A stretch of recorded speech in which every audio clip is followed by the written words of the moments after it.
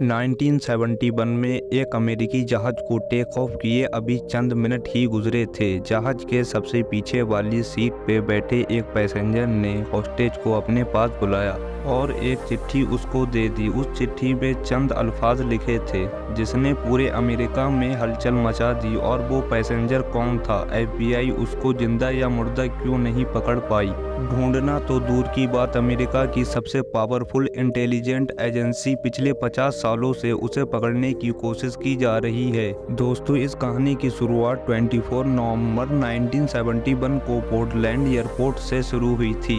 एक आदमी काले कपड़े पहने एयरपोर्ट पर पहुंचा। उसने पोर्टलैंड से सिएटल जाने का टिकट बुक करवाया और सीधा जहाज की तरफ जाने लगा। तब अमेरिका में डोमेस्टिक फ्लाइट में किसी भी तरह की कोई सख्ती नहीं हुआ करती थी और ना ही पैसेंजर्स का सामान चेक किया जाता था। नॉर्वेस्ट ओरिएंट एयरलाइन बोइंग 727 था जिसको पोर्टलैंड से सिएटल जाना था। डैन कूपर नामी ये पैसेंजर इस जहाज में सवार हुआ और सबसे पीछे वाली सीट पर जाकर बैठ गया। उसने अपने लिए कोल्ड ड्रिंक ऑर्डर की, साथ ही सिगरेट भी जला ली। यहाँ तक तो सब ठीक चल रहा था।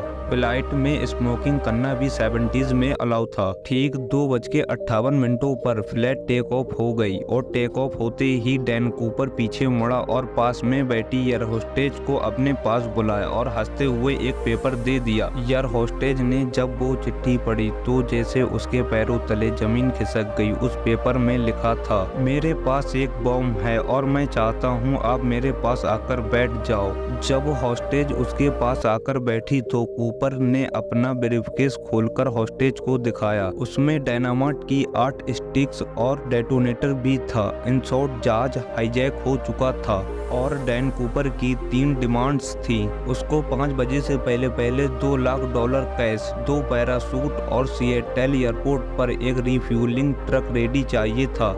डिमांड्स के आखिर में पायलट को बोला, अगर कोई गड़बड़ हुई तो मैं बॉम्ब फाड़ दूंगा। डैन कूपर के अलावा इस जहाज में 35 पैसेंजर्स थे जिनको पीछे होने वाले इस वाक्य का बिल्कुल भी अंदाजा नहीं था। एयर होस्टेज डैन कूपर की डिमांड्स लेकर कॉकपिट में गई और कैप्टन को सारा माजरा सुना दिया। हॉस्टेज, जिसका नाम टीना मकलौ था, वो एक इंटरकॉम लेकर डैन कूपर के साथ आकर बैठ गई, जो पायलट और डैन कूपर के मैसेज पहुंचाने का काम कर रही थी। याद रहे, अमेरिका की हिस्ट्री का पहला प्लेन हाईजैक था जो रैंसम के लिए किया गया था। इसी वजह से व्हीकल अथॉरिटीज और FBI ने फैसला किया हाईजैकर की सारी डिमांड्स पूरी की जाएं। फ्लाइट, जिसको सिर्फ 45 मिनटों में सिएटल में लैंड करना था, अब वो 1.5 घंटे से एयरपोर्ट के चारों तरफ चक्कर लगाने लगी और 35 पैसेंजर्स इस बात से बेखबर थे। उनको बताया गया कि टेक्निकल डिफिकल्टी की वजह से लैंडिंग में दिक्कत आ रही है। इसी दौरान सिएटल नेशनल बैंक से $2 लाख यानी 10,000 नोट इकट्ठा किए गए जिनके सीरियल नंबर नोट कर लिए गए थे और 2 पैराशूट भी मंगवाए। 5:45 पर जहाज को लैंड कराया गया और वादे के मुताबिक डैन कूपर को पैसे से भरा बैग और 2 पैराशूट दे दिए गए और साथ ही जहाज की रिफ्यूलिंग भी कराया गया। अपनी मांगे पूरी करवाने के बाद डैन कूपर ने 35 पैसेंजर और 2 फ्लाइट क्रू को जहाज से उतरने की परमिशन दे दी, जबकि पायलट्स और 2 फ्लाइट क्रू को जहाज में रहने को कहा। इस वक्त रात हो चुकी थी और फ्लाइट एक बार फिर टेक ऑफ कर गई। डैन कूपर ने अपने साथ बैठी टीना मकलौ के जरिए कुछ खास चीजें बताई।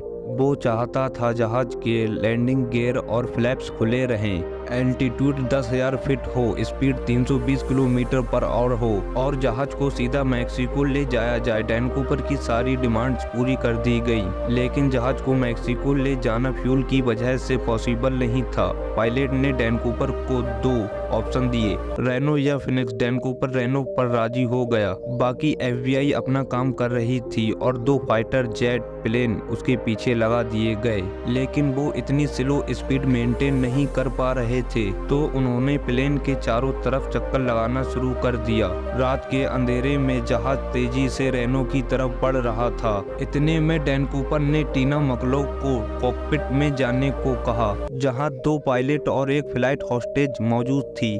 विमान अभी हवा में ही था कि कूपर ने सभी को पायलट रूम में जाने को कहा। साथ ही उसने यह भी हिदायत दी कि दरवाज़ा अंदर से बंद रखा जाए। इसके थोड़ी देर बाद पायलट को विमान में हवा के दबाव का फर्क महसूस हुआ। जब पायलट ने बाहर जाकर देखा तो विमान का दरवाज़ा खुला हुआ था। उसने तुरंत जाकर दरवाज़ा बंद कर दिया। कूपर को पूरे विमान में ढूंढा लेकिन उसका कोई पता न चला। कूपर हवा में ही विमान से नीचे कूद चुका था। विमान जब एयरपोर्ट पर पहुंचा तो उसे चारों तरफ से घेर लिया गया। सबको लगा कि अब तो कूपर पकड़ा जाएगा, लेकिन कूपर तो पहले ही भाग चुका था। हर कोई यह जानकर हैरान था आखिर कूपर ने ऐसा कब किया। यहाँ तक कि विमान के साथ साथ चल रहे अमेरिकी एयरफोर्स के विमानों के पायलटों को भी इसके बारे में कुछ पता न चला। उम्मीद करता हूँ दोस्तों आपको वीडियो अच्छी लगी होगी, तो वीडियो को लाइक और चैनल को सब्सक्राइब जरूर करें।